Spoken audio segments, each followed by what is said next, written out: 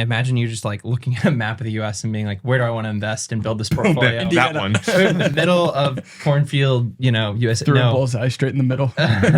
Why did you originally decide to get that first deal in Indianapolis of all the options? I'm just curious. Oh, yeah.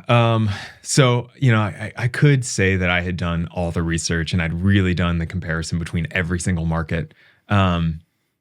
That's not the case. I'd be lying to you guys. I did have a good enough criteria. And I think that's something that a lot of people that get analysis paralysis don't have, that like, hey, I'm going to find good enough and then stop doing research at that point in time. So I was looking for a good enough cash flow. I also didn't have, this is an expression my grandma used to use, I didn't have a pot to piss in at that point in time. And so I, couldn't afford to go and buy more in California. I couldn't buy in Colorado. I couldn't buy on the East Coast. I needed to find something that was affordable. So my first deal, I think, was $74,000 to purchase. I think it was like $15,000 down or something like that. And so I needed good enough cash flow. I needed it to be affordable. And I wanted to have some idea that it would grow. And then also I was like, all right, I got some family out there. So if I get to go visit them and count it as a business expense, that's a win in my book as well. I'm curious on house hacking in California. Yeah. Was that out of an interest in real estate investing or out of necessity? Did you stumble into it? Yeah, totally stumbled into it. Wasn't even really listening to podcasts at that point in time.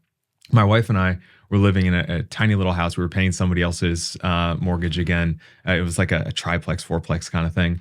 And I just saw what this guy was doing. And I'm like, and my landlord also lived in the house. He was a big old weirdo and not the nicest person in the world. I'm like, well, if this dummy can do it, why can't I? Yeah. And so figured out the math. Wasn't going to find like a fourplex. It was in kind of a shady area, but we ended up paying the same on net of the rental upstairs in the house to live in a much, much nicer area that there's no way we could have afforded to live in Laguna Hills without the house hacking. It completely changed what was possible for us. And honestly, probably set us on a path that was much more expensive because our quality of life expectations went up big time by doing the house hacking thing. Right. Yeah. I'm always curious on that because I feel like you also kind of stumbled into it, not really looking at it from a place of investing, but like necessity or the disgust of paying somebody else's mortgage and not wanting to pay rent.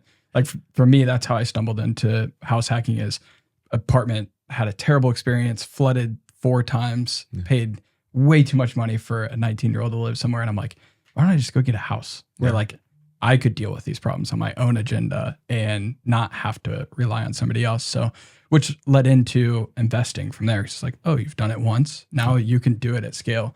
But doing it at scale from such a distance, that is what I don't get. That is what always stumps me. And I think you hit on it a little bit. It's because it was $74K, right? It was affordability to be here. So there's that piece of it. And I think that's an important piece. Like, I don't want to, underestimate that because, I was 26 years old. I just spent all my money on the house we had in California, despite doing like an FHA type of low down. I still had to replace there were so many things wrong with that house. Like that was an absolute disaster for a lot of reasons, but it got me on the path.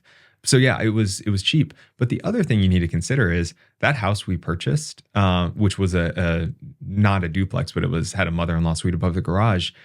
We bought it for $648,000, and we ended up having to invest probably another $50 into it. So we were all into it for $700,000, let's say, for the sake of conversation. That place would probably rent out between both sides at most $4,000. I think that's a little high. And so that rent to value ratio just wasn't there. And there was no way to actually cash flow on one of those things like you could here in the Indy market or any of the Midwest markets where at that point in time, that rent to value ratio was sitting closer to that 1% rule. And so I was buying that $74,000 house. I think it rented for $700 or $750 when I bought it, and immediately cash flowed on that sucker. So there was that factor as well. And more importantly, to me, the appreciation was greater in Indy, I'm sure. Yeah. And I don't know, I'd be curious to see if you compared the two houses side by side, which one has gained more in equity, the California house or the Indianapolis house. From a percentage perspective, I would bet Indy has actually won fairly substantially. With cash outlay and everything. Yeah, should be. Well, or else we're all doing something wrong. Yeah, no kidding.